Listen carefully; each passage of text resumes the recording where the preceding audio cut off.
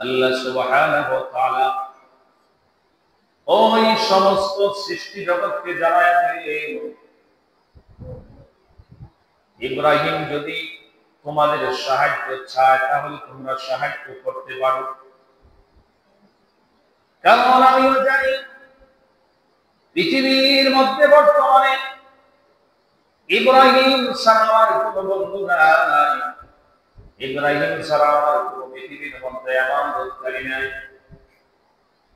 যদি তোমাদের কাছে তোমরা চেষ্টা করে দেখতে পারো, যদি ইব্রাহিম তোমাদের সাহায্য নেয় তোমরা করতে পারো, যদি সে সাহায্য না নেয় তাহলে আমার আর ইব্রাহিমের মধ্যে তোমরা আড়াল হইও না, বাধাগ্রস্ত হইও না। তখন বৃষ্টির দায়িত্বে ফেরেশতা আসেননি, বৃষ্টি দিতে কার পক্ষ থেকে হয়? আল্লাহর পক্ষ থেকে হয়, কিন্তু ফেরেশতা নিয়োজিত আছেন বৃষ্টি দেওয়ার জন্য। আল্লাহর হুকুম দেয় তখন বৃষ্টি ফেরেশতা এই দায়িত্বে দিয়ে আছেন, এটা সরবরাহ করে দেয়। ওই ফেরেশতা ইব্রাহিম আলাইহিস সালামের কাছে এসে বললেন, ইব্রাহিম আমি তো বৃষ্টির দায়িত্বে নিয়োজিত ফেরেশতা, যে আমার কাছে যদি তুমি চাও তাহলে এমন বৃষ্টি দান করব এই আগুন একবারে ঠান্ডা হয়ে যাবে, নিভে যাবে, আগুনের কোনো অস্তিত্ব থাকবে না। ইব্রাহিম পয়গম্বর বললেন, না, তোমার কোন সাহায্যের আমার দরকার নাই, কারণ আমরা সাধারণ মুসলমানরা বললাম না যে এই মুহূর্তে তুমি যা আসছো আমাকে সাহায্য করার জন্য, আসো আমার সাহায্য আমাকে করো। কি বলেন আপনি? আমি কি বললাম না? তাড়াতাড়ি সাহায্য। তিনি তো খলিলুল্লাহ বাড়ি পয়গম্বর, তিনি বলে উঠলেন, তোমার সাহায্যের কোনো আমার দরকার নাই। এরপরে আরেকজন ফেরেশতা আছে, বাতাসের দায়িত্ব নেবে, সাহসে বললেন, ইব্রাহিম আমার কাছে সাহায্য চাও, এমন বাতাস দিব আমি সমস্ত অগ্নিকে নিভাইয়া দিব, এখান থেকে অগ্নির কোন অস্তিত্ব থাকবে না। ইব্রাহিম আলাইহিস সালাম বললেন, না, তোমার কোন সাহায্যের আমার দরকার নাই। একে একে সমস্ত মখলুকাত চেষ্টা করলো, শেষ পর্যন্ত ব্যাং পর্যন্ত সেও চেষ্টা করছে প্রস্তাব করে দিতে, যে আগুন নিবারে যায়, চিন্তা করছে ব্যাঙ্গের আর প্রস্তাব করে দিতে। এত বড় আগুন ব্যাঙ্গে নিবাইতে পারে? চেষ্টা তো একমাত্র একটা প্রাণী ছাড়া, ওই প্রাণীটার নাম হলো গিরগিট, সেটা কাকর বলা হয়। এটারে বলা হয় গিরগিট। দেখবেন মানুষ দেখলে এটা সামান্য ব্যবধানে দেখবেন এটা লাল হয়ে যায়, এটা একটা বিষাক্ত প্রাণী। হাদিস শরীফের মধ্যে আছে, রাসূল করিম সাল্লাল্লাহু আলাইহি ওয়াসাল্লাম বলেছেন, এই গিরগিট নামক প্রাণীটা এটা বিষাক্ত একটা প্রাণী, এটাকে দেখলে তোমরা মেরে ফেলবা। এটা দেখলে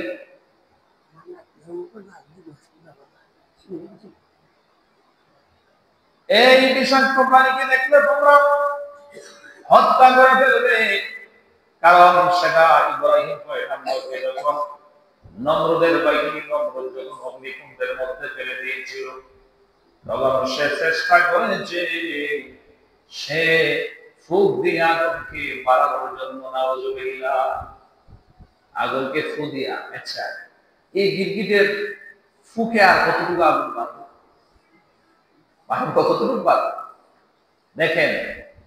এজন্য হাদিস শরীফের মধ্যে আসছে, যদি তোমরা গিরগিটকে কাকড় সেটি দেখো তাহলে তোমরা বর্ষার একটা আঘাত দিয়ে তোমরা তাকে মেরে ফেলবে।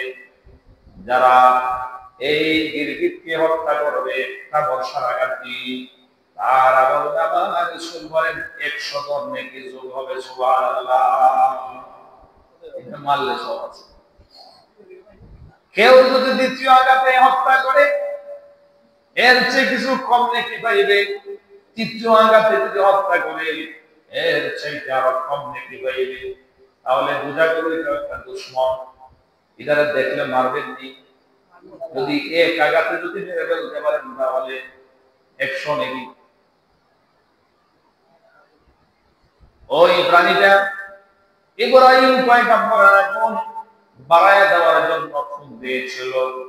শেষ পর্যন্ত হযরত ইব্রাহিম আলাইহিস সালাম এসে হযরত ইব্রাহিম আলাইহিস সালামকে বললেন, ইব্রাহিম, আমার তো অনেক ক্ষমতা আল্লাহ পাক আমাকে দিয়েছেন, আমার 600 নূরের পাকা আছে, 600 নূরের পাকা আছে।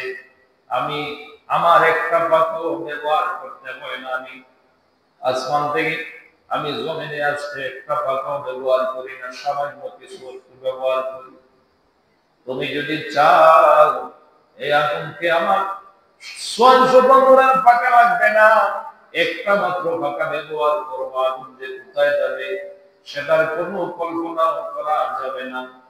ইব্রাহিম পয়গম্বর বললেন, না না না, আমি তোমার সাহায্যের প্রয়োজন নাই, তোমার সাহায্য আমি দিব না। তখন জিবরাইল আলাইহিস সালাম বললেন, তাহলে তোমার আল্লাহর কাছে তুমি বলো, তোমার মাবুদের কাছে তুমি বলো, তোমার বন্ধুর কাছে তুমি বলো। তখন হযরত ইব্রাহিম পয়গম্বর বললেন, আমার মাবুদ কি আমাকে দেখতেছে আমি যে মুহূর্তে বিপদ আছি? আমার মাবুদ যদি চান এই আগুনের মধ্যে আমি জ্বলার জন্য প্রস্তুত, আমি অলরেডি আছি, আমি প্রস্তুত হয়েছি। আমার মালিক যদি চান, আমার বন্ধু যদি চান, আমি আগুনের মধ্যে জ্বলে পুড়ে মরি। আমি একবার না, হাজার হাজার কোটি কোটি বার আগুনের মধ্যে জ্বলতে রাজি আছি। সুবহানাল্লাহ। কি বলছি? আমি চাইতাম কেন? আমার বন্ধু তো আমার দেখতেছেন, আমার মালিক তো আমাকে দেখতেছেন, আমি চাইব। ওই নমরুদের বাহিনীরা যখন ইব্রাহিম আলাইহিস সালামকে যখন ফেলে দিবে অগ্নিকুণ্ডের মধ্যে, মেনজানিক নামক বস্তুর মধ্যে উঠে যখন ফেলে দিবে, আল্লাহ পাক দুনিয়ায় কোনো বস্তুকে আল্লাহ নির্দেশ করে নাই, আল্লাহ সরাসরি অগ্নিকে নির্দেশ করলেন, আগুনকে বললেন, قلنا يا نار كوني بردا وسلاما على إبراهيم। আল্লাহ সরাসরি ডাইরেক্ট আগুনকে বলেন, আগুন রে, আমি যে আল্লাহ তোমাকে সৃষ্টি করেছি, তেমনি ভাবে আমি আল্লাহ ইব্রাহিম পয়গম্বরকে সৃষ্টি করেছি। আমি তোমাকেও সৃষ্টি করেছি, তোমার রব আমি আল্লাহ, ইব্রাহিমের রব আমি আল্লাহ। আমি তোমাকে নির্দেশ দিলাম, ইব্রাহিমের জন্য তুমি আরাম পথ এমন ভাবে শান্তিদায়ক ঠান্ডা হয়ে যাবে, আবার বেশি ঠান্ডা হয়ে না। ওয়াসালাম বারদান ওয়াসালামান আলা ইব্রাহিম। বারদান শব্দের অর্থ হলো, মুফাসসিরিন কিরাম লেখেন যে ঠান্ডা। মানুষের দেখবে বেশি যদি ঠান্ডা লাগে, ঠান্ডায় মানুষের ক্ষতি করে কিনা। অনেক মানুষ মারা পর্যন্ত পড়ে ঠান্ডার কারণে, অনেক ছোট ছোট বাচ্চাদেরও ঠান্ডা লাগে, লাগে কিনা। আল্লাহ সুবহানাহু ওয়া তাআলা বলেন, বারদান শুধু ঠান্ডা না, এরপরে উল্লেখ করেছেন বারদান ওয়া সালামান। সালামান শব্দের অর্থ হলো নিরাপদ, তুমি শান্তি প্রদ হয়ে যাবে। ঠান্ডা এমন ঠান্ডা, যেই ঠান্ডায় ইব্রাহিমের কাশি হবে না, জ্বর হবে না, কষ্ট হবে না, সাথে সাথে ইব্রাহিমের জন্য শান্তি প্রদ হয়ে যাবে, শান্তিময় হয়ে যাবে। ইব্রাহিমের জন্য তুমি আগুন হিসেবে থাকবে না, ইব্রাহিমের জন্য তুমি ফুলের বাগান রূপে পরিণত হয়ে যাবে। সুবহানাল্লাহ। ইব্রাহিম আলাইহিস সালামকে যখন ওই বাহিনীরা, নমরুদের বাহিনীরা আগুনের মধ্যে ফেলে দিল, ইব্রাহিম পয়গম্বর বললেন যে আমি আগুনের মধ্যে পড়ে এত শান্তি অনুভব করলাম, দুনিয়াতে এই আগুনের মধ্যে সারা যতদিন দুনিয়াতে বেঁচে ছিলাম এত মজা এত শান্তি আর কোথাও পাই নাই, এত শান্তি আর এত মজা কোন কোথাও পাই নাই। আগুনের মধ্যে থেকে যে শান্তি অনুভব করবে সুবহানাল্লাহ। হযরত ইব্রাহিম আলাইহিস সালামকে যখন তারা আগুনের মধ্যে ফেলে দিল, তারা দুলঙ্গ অবস্থায় ফেলে দিয়েছে। আল্লাহ সুবহানাহু ওয়া তাআলা জিবরাইল আলাইহিস সালামকে বলেন, জিবরাইল আমার পয়গম্বরকে ওই নমরুদের বাহিনীরা উলঙ্গ করে ফেলেছে, তুমি জান্নাত থেকে পোশাক নিয়ে যাও। সুবহানাল্লাহ। জান্নাতি পোশাক পরায় দেয়। আর একজন ছায়ার দায়িত্ব ফেরেশতা মানুষের আকৃতিতে আল্লাহ পাক বানায়া ইব্রাহিম আলাইহিস সালামের কাছে মসনদের মধ্যে বসায় দিলেন, চেয়ারের মধ্যে বসায় দিলেন। আল্লাহ বললেন, আমার বন্ধু ইব্রাহিমকে মসনদ নিয়ে যাও জান্নাত থেকে, এই মসনদের মধ্যে বসে থাকবে। সুবহানাল্লাহ। আর ফেরেশতা ইব্রাহিম এর আকৃতি অর্থাৎ মানুষের আকৃতিতে ওই ফেরেশতা যেন ইব্রাহিমের সাথে গল্প গুজব করে, যাতে ইব্রাহিমের একা একা কষ্ট না হয়। একা থাকতে তো একটু কষ্ট লাগে না? একা চলা যায়নি বলেন তো? একা কদিন থাকে? এজন্য আল্লাহ সুবহানাহু ওয়া তাআলা বললেন যে ছায়ার দায়িত্ব ফেরেশতা মানব আকৃতিতে, উনি যেন তার সাথে গল্প গুজব করেন। ইব্রাহিম আলাইহিস সালাম যে রশি দিয়ে হাত পা বেঁধেছিল, ওই রশিগুলো পুড়ে ছারখার হয়ে গিয়েছে। কিন্তু আল্লাহর কেমন কুদরত দেখে, আল্লাহর কেমন কুদরত! ইব্রাহিম আলাইহিস সালামের শরীরের একটা পশমও আগুন জ্বালায় না। সুবহানাল্লাহ। একটা পশমও জ্বালাইছে না। অর্ডার কার? আল্লাহ পাকের। অর্ডার কে করছে? আল্লাহ পাকই নির্দেশ দিয়েছেন। হযরত ইব্রাহিম আলাইহিস সালাম খুব আরামের মধ্যে ছিলেন, কিন্তু আল্লাহর মধ্যে লাকড়ি জ্বালানি ছিল, এগুলা কিন্তু ফুটতেছে, এগুলা কিন্তু ফুটতেছে। আগুন কিন্তু তামে নাই, অন্যগুলা ফুটতেছে। ইব্রাহিম পয়গম্বর যেখানের মধ্যে আছে সেখানে কিন্তু আগুনে স্পর্শ করে নাই, ওনার কোনো কষ্ট দেয় না, এমন শান্তি তিনি অনুভব করেছেন। কিন্তু অন্যান্য জায়গার মধ্যে এমনকি ওনার রশির মধ্যে আগুন লেগে পড়ছে, শরীরে কোনো কাজ করে না। আল্লাহর কেমন কুদরত দেখেন। কয়েকদিন পরে ওই নমরুদ ইচ্ছা করলো যে আমি নিজ চোখে দেখবো ইব্রাহিম কি করে, কারণ দেখা তো দরকার। তখনই ওই নমরুদ একটা উঁচু ইমারতের মধ্যে উঠে সে ইব্রাহিম পয়গম্বরকে দেখতে পেল যে ইব্রাহিম আলাইহিস সালাম আরেকজন মানব আকৃতিতে আরেকজন লোক ওনার পাশে বসা গল্প গুজব করতেছেন, আনন্দ উল্লাস করতেছেন। ওই নমরুদ দেখে আশ্চর্যান্বিত হলো, সবকিছু জলে ছারখার করে দিতেছে, কিন্তু তারা তো জ্বালায় না। ইব্রাহিম তো বড় সুখে আছে। ওই নমরুদ ডাক দিয়ে বলল, ইব্রাহিম এই আগুনের মধ্যে তোমার কি কোনো কষ্ট হয় না? ইব্রাহিম পয়গম্বর বললেন, না না, আমার কোনো কষ্ট হয় না।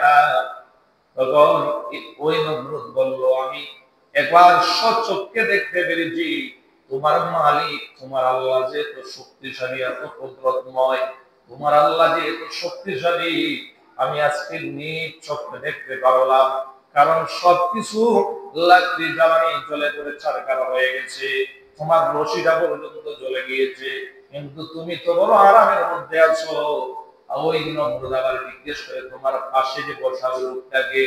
বললেন যে আমার পাশে বসা হলো একজন রহমতের ফেরেশতা, যিনি ছায়ার দায়িত্বে আছেন। ওই ফেরেশতাকে আল্লাহ মানব আকৃতিতে বানায় আমার সঙ্গী হিসাবে দিয়েছেন, যাতে আমি আমার সমস্ত কষ্ট দূর করতে পারি, একা একা যাতে না থাকতে পারি। তখন হযরত ইব্রাহিম আলাইহিস সালামকে ওই নমরুদ ডাক দিয়া বলল, আমি তোমার আল্লাহর নামে, তোমার রবের নামে 4000 গাবী কুরবানি করব। 4000 গাবী কুরবানি করব। ইব্রাহিম আলাইহিস সালাম কোনো লাভ হবে না। আমার দ্বীনের মধ্যে যদি তুমি প্রবেশ করো, আল্লাহকে যদি তুমি এক হিসাবে মানো, আর ইসলাম ধর্মের মধ্যে তুমি ইসলাম গ্রহণ করো, তাহলে তোমার এই কুরবানি কবুল হবে। না হয় তুমি যে বর্তমান ধর্মের মধ্যে আছো, এই ধর্ম থেকে সাইরা জান্নাত 4 লাখ গাড়ি কুরবানি দিলে কোনো কাজ হবে না। এবার নমরুদ ডাক দিয়া বলে, ইব্রাহিম, আমি যদি তোমার ধর্ম গ্রহণ করি তাহলে আমার রাজত্ব হারাতে হবে। আমি কিন্তু রাজত্ব হারাতে চাই না। আমি তোমার প্রভু, তোমার রবের কুদরত দেখে আমি এজন্য আমি অবশ্যই 4,000 গাড়ি কুরবানি করব। এবার নমরুদ ডাক দিয়া বলে, ইব্রাহিম, তুমি কি এবার আগুনের উপর দিয়ে তুমি বেরিয়ে আসতে পারবে? ইব্রাহিম আলাইহিস সালাম বললেন, হ্যাঁ, অবশ্যই আমি বেরিয়ে আসতে পারবো। তোমার কি কোনো কষ্ট হবে না? ইব্রাহিম আলাইহিস সালাম বললেন, না না, আমার কোনো কষ্ট হবে না। হযরত ইব্রাহিম আলাইহিস সালাম আল্লাহর হুকুম পেয়ে অর্ডার পেয়ে তিনি আগুনের উপর দিয়ে হেঁটে তিনি চলে আসেন। সুবহানাল্লাহ। এরপরে আসার পরে ওই নমরুদ এবং তার বাহিনী ইব্রাহিম আলাইহিস সালামের আর কোনো ক্ষতি করে নাই, কোনো ক্ষতি করার চেষ্টা করে নাই। আল্লাহ সুবহানাহু ওয়া তাআলা সূরা আম্বিয়ার এক আয়াতের মধ্যে বলেছেন, ওয়া আরাদু বিহি কাইদা ফাজআলনাহুমুল আখসারিন। তারা ইব্রাহিমের প্রতি সাধন করতে ষড়যন্ত্র করেছিল। ইব্রাহিমের প্রতি সাধন করতে তারা ষড়যন্ত্রের মধ্যে লিপ্ত হয়েছিল, কিন্তু আমি তাদেরকে করেছি সর্বাধিক ক্ষতিগ্রস্ত। ইব্রাহিম আলাইহিস সালামের প্রতি তারা করতে চেয়েছিল, আমি তাদেরকে সর্বাধিক ক্ষতিগ্রস্ত করে দিয়েছি। আল্লাহ সুবহানাহু ওয়া তাআলা ওই নমরুদ এবং নমরুদের বাহিনীর এমন মশার দল দিলেন, এই মশায় কামড়াইয়ে কামড়াইয়ে যেগুলায় এই রাষ্ট্রের সকল বেদিনদের, যারা ইব্রাহিম আলাইহিস সালামকে জ্বালানোর জন্য লাকড়িও যারা সংগ্রহ করছে, এইগুলা প্রত্যেকটাকে ইব্রাহিম আলাইহিস সালাম কে যারা কষ্ট দিতে তারা ইচ্ছা পোষণ করেছিল, সকলকে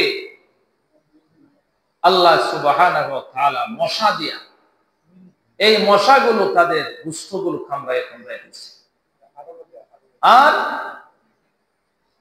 শাস্তি এই নমরুদকে দেওয়া হয়েছে লেংরা মশা দিয়ে। এই মশা তার নাকের ছিদ্র দিয়া ঢুকেছে। আল্লাহ তাআলার বড় বেশি বিশাল বাহিনীর প্রয়োজন হয় না। আল্লাহ যাকে ধরে তাকে সামান্য জিনিস দিয়ে আল্লাহ পাক শেষ করে দিতে পারে। আমরা তো দুনিয়ার নিজাম হিসেবে আমরা চিন্তা করি, অমুক রাষ্ট্রের বড় কে আছে, মিসাইল আছে, বড় ট্যাঙ্ক আছে, এই আছে সেই আছে। আল্লাহ পাক যদি ইচ্ছা করেন, এগুলা তো আল্লাহ পাকের দরকার হয়নি। প্রত্যেকটা বস্তু এই পৃথিবীতে যা আছে আল্লাহ পাকের বাহিনী। আল্লাহ পাকের বাহিনী পৃথিবীতে যত বস্তু আছে সকলে। আব্রাহাম এটা আসছিল বাইতুল্লাহ ধ্বংস করার জন্য, আসছিল না? আল্লাহ পাক কি দিয়ে রক্ষা করেছেন? ছোট্ট ছোট্ট আবাবিল পাখি, এগুলার মুখের মধ্যে টুটের মধ্যে কি আছিল? কঙ্কর। এই আবাবিল পাখির এই টুটের মধ্যে কি পরিমাণ কঙ্কর, এত বড়, হ্যাঁ, কি পরিমাণ ছোট। আল্লাহ পাক আব্রাহা এবং তার হস্তি বাহিনীকে ধ্বংস করে দিয়েছিলেন। আর নমরুদকে সে নিজেকে খোদা হিসেবেও দাবি করেছিল, তাকে কি দিয়া ধ্বংস করছেন? ল্যাংরা মশা। দেখেন না, মানুষ বিভিন্ন রোগে আক্রান্ত হয়। কত পলোয়ান ছিল, কিন্তু দেখা যায় একটা ডায়রিয়া হয়েছে, 2-3 বার কয়েকবার গেছে, শেষ। এরকম লোক আছে না? বিভিন্ন সাধারণ রোগত মানুষ মারা যায়, তাই না? তো এগুলা আল্লাহ পাকের কুদরত। দেখেন, আল্লাহ পাকের ইচ্ছা হলো যে যত বড় দুনিয়ার মধ্যে পলোয়ান হোক না কেন, যত বড় শক্তিধর লোক হোক না কেন, আমি আল্লাহ পাক যদি ইচ্ছা করে সামান্য জিনিস দিয়া, সামান্য ছোট্ট বস্তু দিয়ে আমি আল্লাহ তাদেরকে ধ্বংস করে দিতে পারি। হযরত ইব্রাহিম আলাইহিস সালাম এবার তিনি এই এলাকা ছেড়ে তিনি সিরিয়ার দিকে হিজরত করতে শুরু করলেন। সাথে ছিলেন ওর স্ত্রী, তার নাম হলো সারা। হযরত ইব্রাহিম আলাইহিস সালামের স্ত্রীর নাম সারা। তো মিশর যাইতে সিরিয়া যাইতে বিভিন্ন রাষ্ট্র পাড়ি দিতে হয়। তখনকার এক রাজা ছিল, সে জালেম রাজা। ওই রাষ্ট্র দিয়া যখন তিনি ওনার স্ত্রীকে নিয়ে গেলেন, গোয়েন্দা তো প্রত্যেক রাষ্ট্রে আছে না, বাহিনীও তো আছে।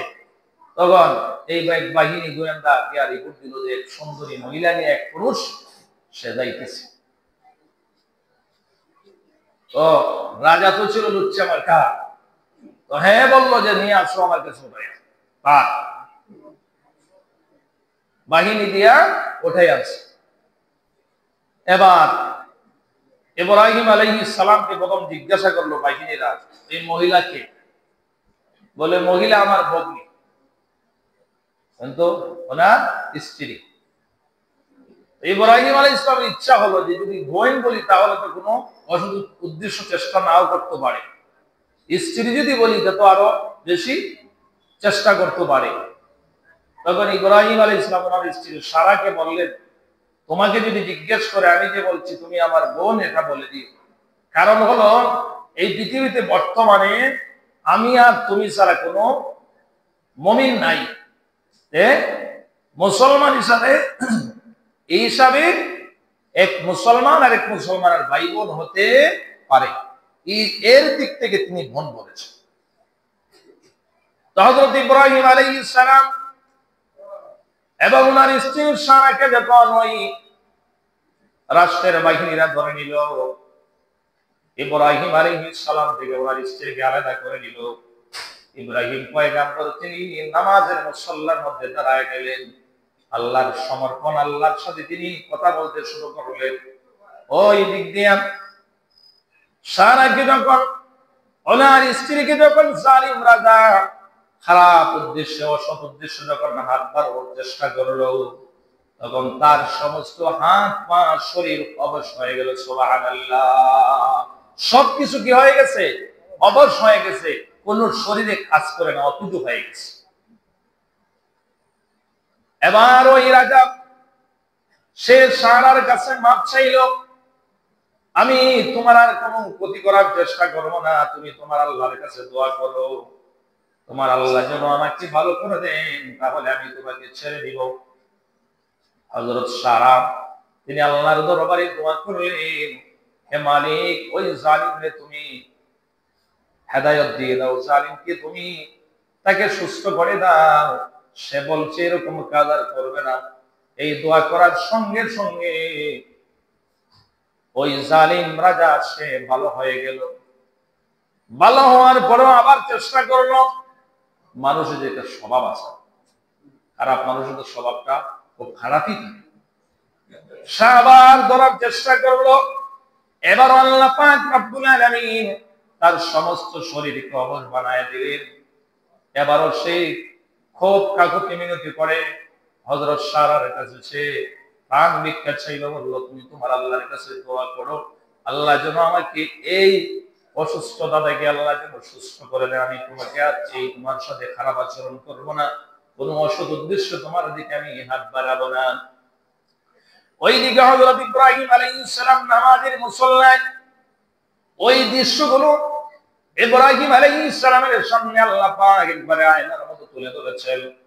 ইব্রাহিম পয়গম্বর রে, তুমি কোনো চিন্তা করো না, তুমি কোনো টেনশন করো না, আমি হলাম তোমার মালিক, আমি হলাম তোমার বন্ধু, এতে কোনো তোমার কোনো মন ক্ষুণ্ণ হওয়ার কোনো চিন্তা নাই। আমি তোমার সামনে তাদের চিত্রটা তুলে ধরলাম যাতে তুমি কোনো কষ্ট না পাও। ওই দৃশ্যটা নামাজের মধ্যে থেকে আল্লাহ পাক রব্বুল আলামিন ইব্রাহিম পয়গম্বরকে দেখায় দিলেন। ওইদিকে ওই রাজা যখন সে আবার ভালো হয়ে গেল, এবার সে মাপ চাইলো, বললো ঠিক আছে তুমি আমার কাছ থেকে চলে যাও, আর তোমাকে আমি একটা উপঢৌকন দিয়ে দিই।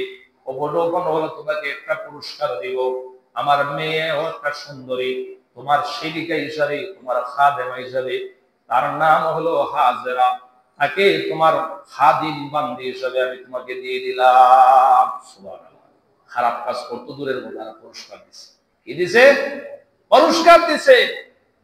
হযরত ইব্রাহিম আলাইহিস সালাম এবং সারা এবং ওই রাজা জালিম রাজার মেয়েদের দিছে। তখন সারা বললেন যে আমার তো বাচ্চা কাচ্চা অনেকদিন ধরে হয় না, তাহলে আপনি দ্বিতীয় স্ত্রী হিসাবে তার বিবাহ করতে পারেন।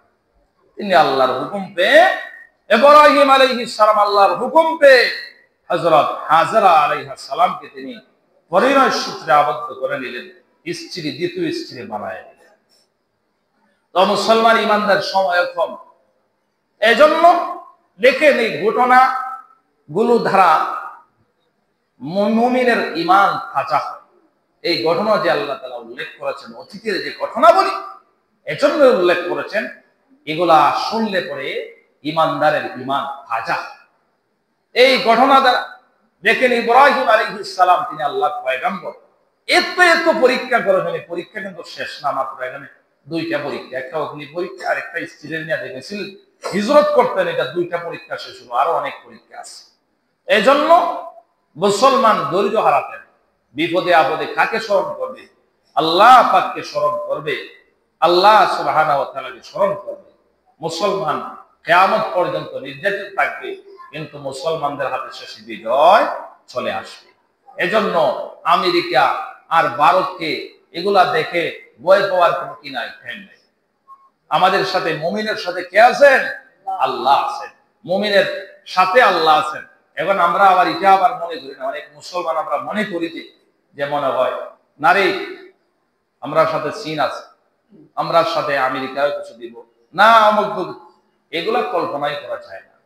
সমস্ত বেঈমানিতে সব এক, যদিও বলে মুখে আসি ফলে কিন্তু কাজ করবে না, আর যদিও করে তারা স্বার্থ লাগবে, তারা স্বার্থের জন্য করবে যে দেখি আমি ফেরেনি ছোট রাষ্ট্র বানাইতে পারি, অর্থনৈতিক ভাবে তারা দুর্বল করতে পারি, এজন্য কিছু সাহায্য সুবিধা করতে পারি, যে তারা স্বার্থ হাসিলের জন্য।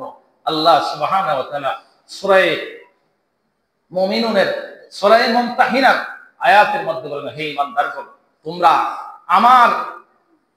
তোমরা এই মুশরিকদেরকে আমার শত্রু এবং তোমাদের শত্রুদেরকে কখনো বন্ধুরূপে গ্রহণ করবে না। বেদিনকে আল্লাহ পাক কি বলেছেন? শত্রুর রূপে আখ্যায়িত করেছেন। যারা মুশরিক তারা কোনোদিন মুসলমানের বন্ধু হতে পারে না। যদিও তোমরা বন্ধু মনে করো, আল্লাহ তো কোরআনেই বলে দিয়েছেন এরা তোমারও শত্রু আমাদের শত্রু, তাহলে তোমরা কখনো তাদেরকে বন্ধুরূপে গ্রহণ করবে না। এতে আয়াত দ্বারা বোঝা গেল কখনো বিধর্মীকে বন্ধুরূপে গ্রহণ করা যাবে না। যদিও তারা মিষ্টি মিষ্টি কথা বলে, কিন্তু অন্তর দিয়ে কিন্তু আপনাকে ঘৃণা করে।